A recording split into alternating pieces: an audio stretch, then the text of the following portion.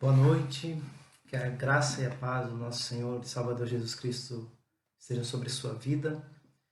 Eu quero nesse momento dividir com você um texto da palavra do Senhor e minha expectativa, a minha oração, o meu desejo é que o Espírito Santo do Senhor ele fale com você, assim como eu creio que ele tem falado já através de tantas pregações que você tem ouvido, de tantas mensagens maravilhosas que o Senhor tem nos dado através da vida de homens e mulheres que o Senhor tem usado nesse momento para falar ao nosso coração. Eu quero aqui também louvar ao Senhor por esse grupo de pessoas que têm se colocado nas mãos de Deus para que sejam instrumentos do Senhor para trazer o conforto, o consolo, a esperança, a paz, a bondade e o amor do Senhor através das suas pregações, através até mesmo das suas vidas, do seu cuidado com o povo do Senhor nesse momento. Então, quero aqui agradecer ao Senhor por isso também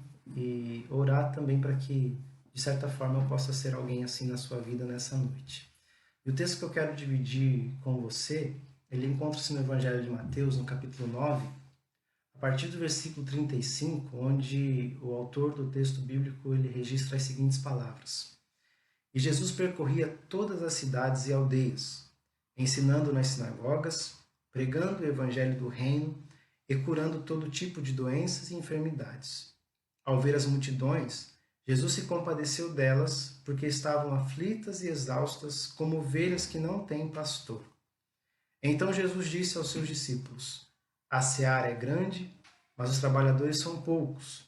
Por isso, peçam ao Senhor da seara que mande trabalhadores para a sua seara. Esses versículos aqui registrados na palavra de Deus é um resumo, na verdade, da atividade de Jesus até este momento. O evangelista, o autor do evangelho, ele usa desse artifício de trazer resumos sobre a atividade de Jesus que nos ajudam a compreender o evangelho até este momento. Outro resumo que você vai encontrar no evangelho de Mateus está lá no capítulo 4, a partir do versículo 23, e eu quero lê-lo para você, pois Mateus ele escreve assim: Jesus percorria toda a Galiléia, ensinando nas sinagogas, pregando o evangelho do reino e curando todo tipo de doenças e enfermidades entre o povo. E a sua fama correu por toda a Síria. Trouxeram-lhe então todos os doentes, acometidos de várias enfermidades e tormentos, endemoniados, epilépticos e paralíticos, e ele os curou. E da Galiléia, de Decápolis, de Jerusalém, da Judéia e do outro lado do Jordão, numerosas multidões o seguiam. Se você então ler capítulo 1, capítulo 2, capítulo 3 do Evangelho de Mateus e capítulo 4 até este momento, você vai perceber que Mateus faz aqui um resumo. Da mesma forma, capítulo 5, 6, 7, 8 e 9 de Mateus, você vai encontrar também aqui este resumo, que Mateus então mostra aquilo que Jesus fazia, aquilo que ele estava fazendo até este exato momento. E quando nós olhamos para esse texto, nós vamos perceber que o ministério de Jesus consistia em ensino, em pregação e em cura. Jesus ele caminha por todas as cidades e aldeias que ele percorria, ensinando, pregando e curando todo tipo de doenças e enfermidades. O ministério de Jesus, ou a vida de Jesus, ela é uma vida, ou ela foi uma vida que, enquanto aqui na Terra foi vivida, para a glória do Deus Pai, e a glória de Deus Pai foi vivida por Jesus, ou foi buscada por Jesus, ou foi demonstrada através da vida do próprio Cristo, que era a expressão exata do ser de Deus, quando ele ensinava, ou através dos seus ensinos, através da sua pregação e através da cura que Jesus realizava. Com isso, Jesus apresentava a libertação ao povo, com isso Jesus mostrava-se como um Deus presente no meio do povo e que cujo desejo de Deus era que o povo fosse instruído, entendesse a sua mensagem e fosse liberto de tudo aquilo que o aprisionava. Este era o resumo da vida de Jesus. Eu fiquei aqui pensando, se fôssemos resumir a nossa vida, o que diríamos hoje? O que você diria sobre o resumo da sua vida? Não sei a sua idade, mas O que você fez até hoje? Quem é você? Se você quiser e puder, pare um tempo e pense sobre isso. O autor ele continua falando-nos que Jesus, ao ver as multidões, ele se compadeceu delas porque estavam aflitas e exaustas como ovelhas que não têm pastor. Então você percebe aqui que o caminhar de Jesus no meio do seu povo era um caminhar pastoral. O cuidado de Jesus era um cuidado pastoral, porque ele olha para aquela multidão, e a multidão que sempre esteve ali, talvez não fosse percebida, e este olhar de Jesus é um olhar diferente, porque é um olhar que vem com compaixão, com essa característica de alguém que se coloca no lugar do outro para olhar a situação que o outro se encontra através da ótica dele. Se eu olhar para aquele que sofre através do meu ponto de vista, do meu local de conforto, eu não vou me compadecer do outro, porque eu não consigo sentir as dores, eu não consigo sentir o sofrimento, eu não consigo sentir o pesar, eu não consigo sentir a angústia. Agora, a partir do momento que eu me coloco no lugar do outro e me colocando no lugar dele, passo a olhar a vida através dos olhos dele, eu vou ter condições de sentir aquilo que ele está sentindo, lançando fora qualquer preconceito, lançando fora qualquer julgamento, mas tão somente olhando para o seu sofrimento e para a sua dor. Jesus, ao olhar para aquela multidão, ele compadece-se dela, porque era uma multidão que estava aflita e exausta. A multidão estava cansada e a multidão ela estava desesperada, ela estava angustiada. Então Jesus compadece-se dela e ele entende que para aquela multidão ele precisava ser um pastor. Alguém que, lembrando agora do Salmo 23, alguém que conduz a pastos verdejantes, alguém que conduz a águas tranquilas, alguém que dá condições para o povo viver. Jesus é assim. Ele veio a este mundo, ele nos ensinou, ele pregou, ele curou, e você e eu que um dia tivemos um encontro com Jesus Cristo, nós temos condições de poder testemunhar disso, desse ensino, da pregação, da cura do Senhor nas nossas vidas, dessa pregação que é uma pregação do reino, e interessante perceber isso, que Jesus, em momento algum da sua vida, ele prega salvação. Jesus, a sua mensagem é uma mensagem do reino, porque a salvação ela é o início dessa história. Ela vai abrir a porta para que você e eu possamos viver essa vida que Deus tem para nós, uma vida no reino de Deus, uma vida que é maior do que tudo aquilo que nós pudéssemos imaginar ou aquilo que nós possamos imaginar. Pertencer a este reino de Deus é vivenciar os valores que esse reino traz consigo. Os valores que este rei deste reino deseja que o seu povo, que os seus súditos vivam. O amor, a graça, a misericórdia, o perdão, a cura, a compaixão e o próprio anúncio deste reino que chegou na pessoa de Jesus Cristo. Sendo assim, Jesus então diz aos seus discípulos, percebendo a aflição e a exaustão em que o povo se encontrava, Jesus diz que a seara é grande, mas são poucos os trabalhadores. Claro que quando Jesus está dizendo aqui sobre seara, ele está falando desse trabalho no meio do povo, esse anúncio, este ensino, esta pregação e esta cura. Ou seja, Jesus está dizendo, tem muita coisa para fazer, mas como vocês podem perceber, são poucas as pessoas para fazer tudo aquilo que precisa ser feito. São poucas as pessoas que se dispõem a trabalhar, são poucas as pessoas que se dispõem a ir além e ir atrás daqueles que o Senhor deseja alcançar e que deseja que façam parte desse reino de Deus. Sendo assim, Jesus então nos estimula, nos incentiva, nos orienta e ordena-nos que façamos a oração que ele está desejoso de responder, que é a seguinte oração: por isso, peçam ao Senhor da seara que mande trabalhadores para a sua seara. Peça ao Senhor da seara que mande trabalhadores para a sua seara. Esta é a oração que o Senhor deseja responder. Orar ao Senhor da seara, pedir ao Senhor da seara que envie trabalhadores para a sua seara.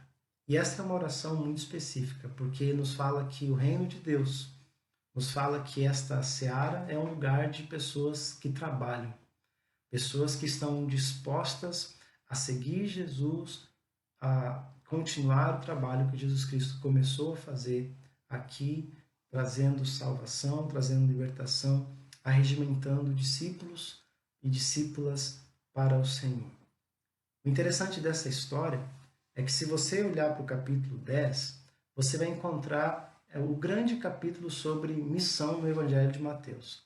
Embora muitas pessoas citem, decoram até mesmo a grande comissão, que você vai encontrar lá no capítulo 28, a partir do versículo 16, onde Jesus fala, ide por todo o mundo e fazei discípulos de todas as nações. Antes disso, ele fala que toda autoridade lhe foi dada no céu e da terra. Portanto, vão ou ide e façam discípulos de todas as nações.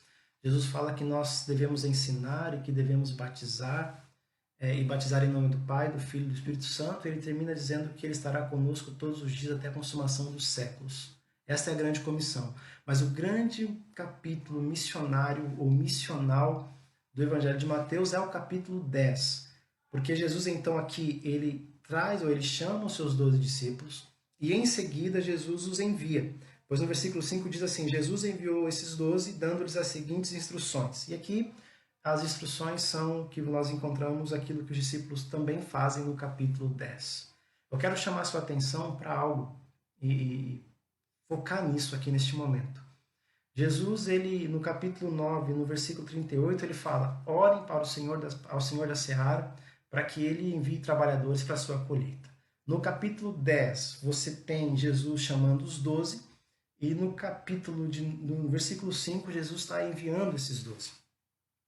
Muito provavelmente, os 12 discípulos de Jesus ouviram essas palavras de Jesus quando ele disse para que orassem, para que Jesus enviasse trabalhadores para a sua seara.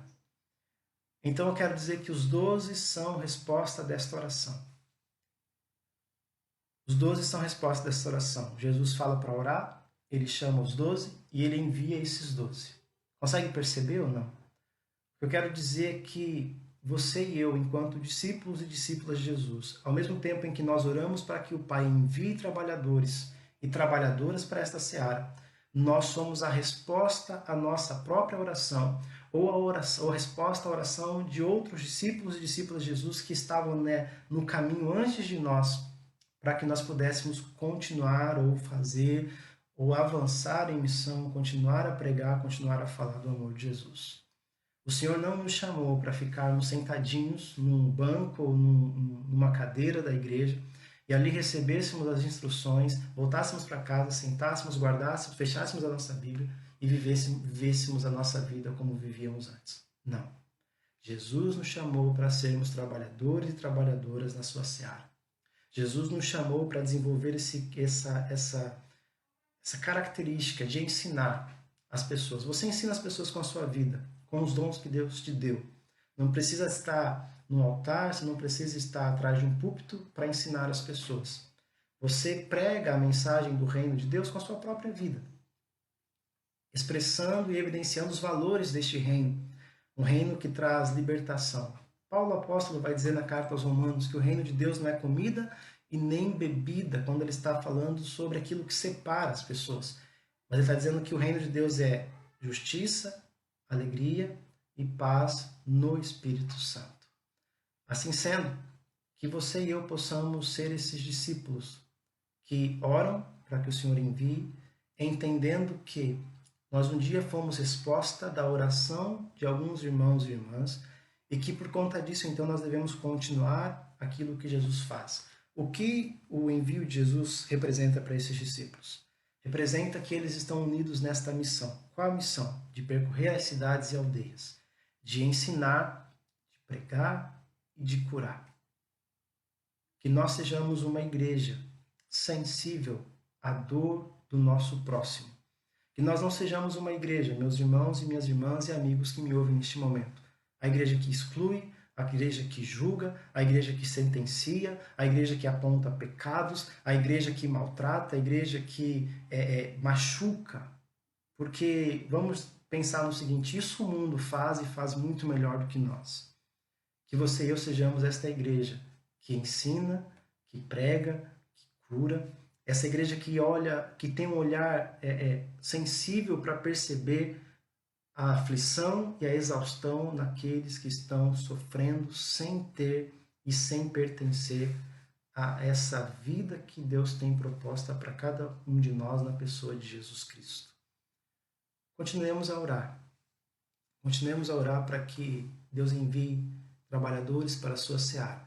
Mas enquanto e porventura, se Deus não está enviando ainda, não reclame. Não diga que ninguém se dispõe a fazer, não diga que não tem ninguém. Pelo contrário, olhe para o lado, olhe para frente, olhe nas suas próprias mídias sociais, você vai perceber a quantidade de irmãos e irmãs que o Senhor tem chamado. Continue a trabalhar na seara, continue a fazer a sua parte, continue a ouvir a voz do Senhor, continue a anunciar e a ensinar, a pregar, a curar, continue a desenvolver e demonstrar compaixão, continue a perceber as pessoas que sofrem ao seu lado. E seja você um trabalhador, uma trabalhadora nessa seara que é tão grande, mas que o Senhor te colocou ali, Ele tem te capacitado para fazer esse trabalho, e esse trabalho será realizado no poder e no amor do Senhor. Que o Senhor te abençoe, que o Senhor nos abençoe, e que nós sejamos esta igreja que traga essa característica do trabalhar nas suas mais variadas formas, ensinando, pregando, curando, amando, percebendo a aflição e a exaustão e orando para que o Senhor continue a acrescentar cada vez mais pessoas, discípulos e discípulas dele, que entendem que aqui estão não para assistir culto, mas para prestar culto com a sua vida ao Senhor onde quer que estejam. Que Deus nos abençoe em nome de Jesus.